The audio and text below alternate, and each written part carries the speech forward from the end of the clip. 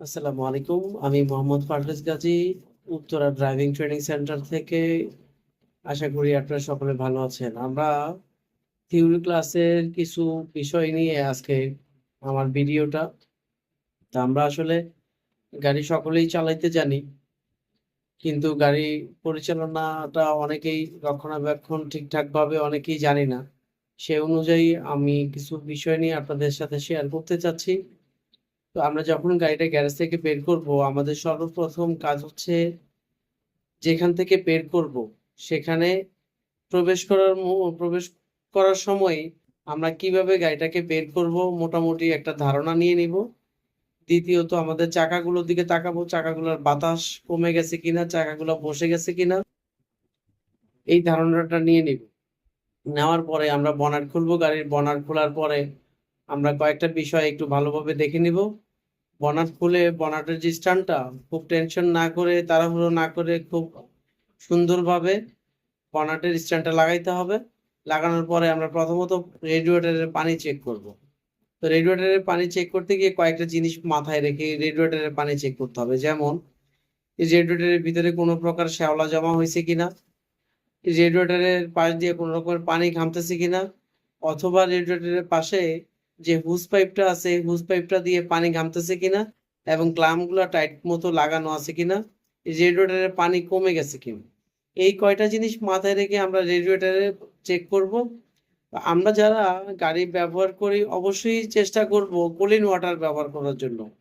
Cooling water যদি আমরা ব্যবহার করি তাহলে সেটার মধ্যে কোনো রকমের শ্যাওলা বা আয়রন এই জনিত কোনো কিছু থাকে না, যেটার কারণে আমাদের গাড়ির রেডিয়েটর অনেক ভালো থাকে, জ্যাম সৃষ্টি হয় না, এবং গাড়ির ইঞ্জিন পারফরমেন্স খুব ভালো থাকে।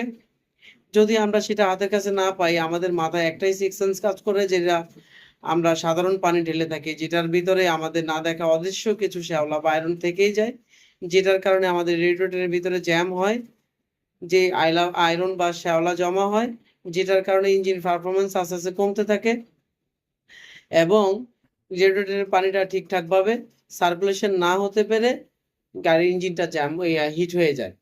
তো এই জন্য চেষ্টা করব কুলিং ওয়াটার ব্যবহার করার জন্য। সেই সাথে আমরা চেক করব মোবিল, যেটাকে আমরা ইঞ্জিন অয়েল বলে থাকি, সেই মোবিলটা চেক করব। মোবিলটা চেক করব কয়েকটা জিনিস মাথায় নিয়ে, যেমন মোবিলটার ঘনত্বটা কতটুকু আছে, ঘনত্ব কমে গেছে কিনা, মোবিলটার পরিমাণ কমে গেছে কিনা, মোবিলটা ময়লা হয়ে গেছে কিনা, এবং চারপাশ থেকে মোবিল ঘামতেছে কিনা। আর ৫ নাম্বার হচ্ছে মোবিলটা ডেট এক্সপায়ার হয়ে গেছে কিনা, অর্থাৎ আপনি কতদিন আগে মোবিলটা ঢেলেছিলেন সেটা মনে করে নেওয়া। আমরা দুইটা ভাবে মোবিল চেঞ্জ করে থাকি। এক, যে আমাদের মোবিলটা ৪ মাস পর্যন্ত ইঞ্জিনে রাখতে হবে মিস্ত্রি বা ইঞ্জিনিয়ারের সাজেশন অনুযায়ী। দুই, মোবিলটা আমাদের ৪০০০ কিলোমিটার পর্যন্ত আমরা সার্ভিস পাবো, কত হাজার কিলোমিটার পর্যন্ত আমরা চলেছি। এই কয়টা জিনিস মাথায় রেখে আমাদের মোবিল চেক করতে হয়। যখন আমরা মোবিলটা বদলাবো তখন অবশ্যই বদলানোর সময় মোবিল ফিল্টারটাকেও বদলায় ফেলতে হবে। এই দুইটা জিনিস আমাদের প্রত্যেকদিন, যতদিন আমরা গাড়ি ব্যবহার করব, যতদিন আমরা একদম প্রথম স্টার্ট করে সকালবেলা বের করব গাড়িটা, প্রত্যেকদিন সকালবেলা রেগুলার চেক হিসাবে এই দুইটা জিনিস আমরা ধরে নেব। সেই সাথে আমরা পাশাপাশি দেখব আমাদের ব্যাটারি।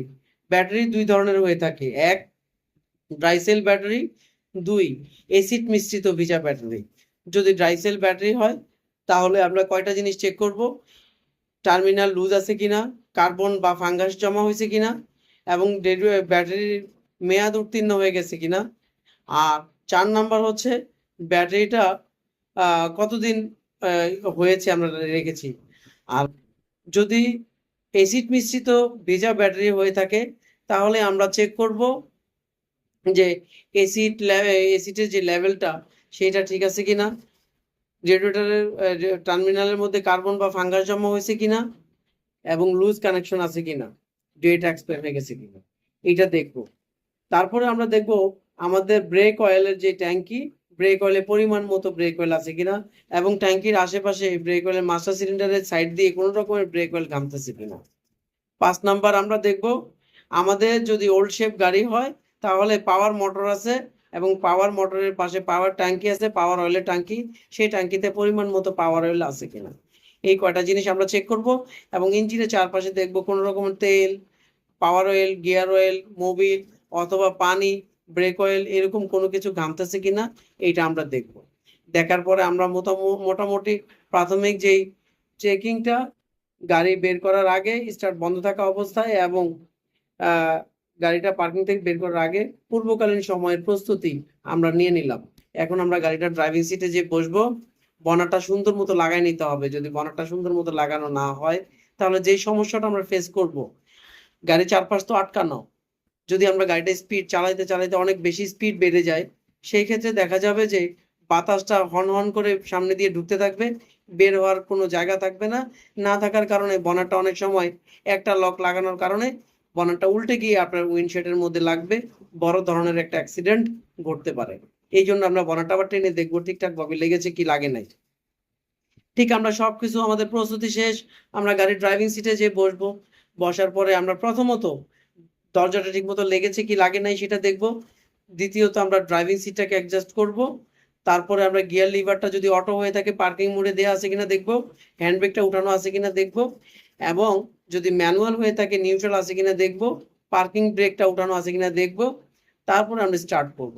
স্টার্ট করার সময় মনে রাখবেন 5 থেকে 10 সেকেন্ডের মধ্যে স্টার্ট হয়ে যাবে। যদি মনে করেন স্টার্ট নিচ্ছে না, 2-3 বার এভাবে চেষ্টা করবেন। পরের বার যদি স্টার্ট না নেয় তাহলে বুঝে নেওয়ার চেষ্টা করবেন কেন স্টার্ট নিচ্ছে না। স্টার্ট হয়ে যাওয়ার পরে 1 থেকে 3 মিনিট গাড়িটা এখানে স্থির করে বসে থাকবেন, না অ্যাক্সিলারেটর না গাড়িটা গিয়ার দিয়ে চালানোর চেষ্টা করা, কোনোটাই করা যাবে না। এর মধ্যে আপনার আরো কিছু প্রস্তুতি বাকি আছে, সেগুলো নিয়ে নেবেন। যেমন সিট বেল্ট লাগানো, একজন চালকের মনে রাখবেন ফার্স্ট সেফটি তার সিট বেল্ট। এই সিট বেল্ট লাগানো, তারপরে লুকিং গ্লাস, সাইড মিরর যে দুইটা আছে এটাকে অ্যাডজাস্ট করে নেওয়া, এবং রেয়ার ব্যাক যে মিররটা সেটা অ্যাডজাস্ট করে নেওয়া।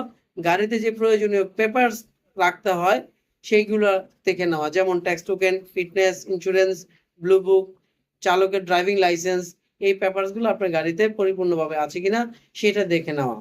এবং যদি দূরের রাস্তায় কোথাও যান আপনি, আপনার গাড়িতে যে প্রাথমিক ট্রিটমেন্টের জন্য, অর্থাৎ আমরা বাসা বাড়িতে যেই ফ্যামিলিগতভাবে যে ফার্স্ট এড বক্স রেখে থাকি প্রাথমিক ট্রিটমেন্টের জন্য, ঠিক সেরকমই একটা টুল বক্স গাড়িতে রাখা থাকে।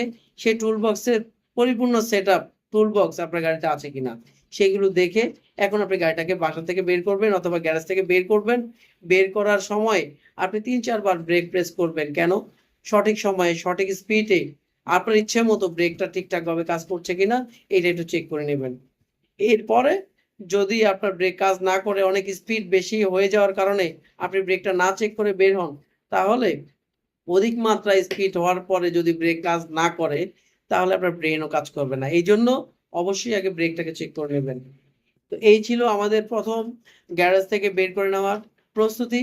এটা অবশ্যই মনে রাখবেন। আশা করব আপনারা সুন্দরভাবে মনোযোগ সহকারে আমার কথাগুলি শুনবেন এবং সেইভাবে গাড়িটাকে মেনটেনেন্স করবেন। ভালো থাকবেন, সুস্থ থাকবেন। আসছি নতুন ভিডিও নিয়ে সামনে। আল্লাহ হাফেজ। আসসালামু আলাইকুম।